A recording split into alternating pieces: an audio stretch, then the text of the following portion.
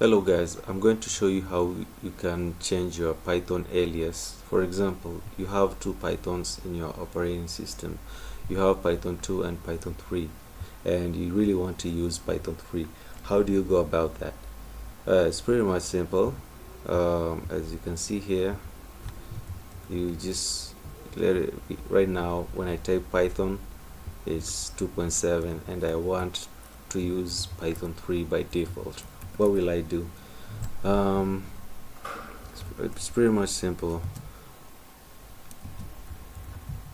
All you need to do is just change the alias of the Python, and then give it like the alias from Python. You say Python equals to Python 3. I just need to go to the bashrc file,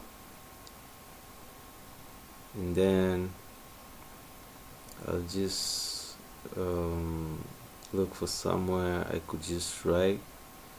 Make sure you comment the section that you want to add the Python alias, and you just put alias Python equals Python 3.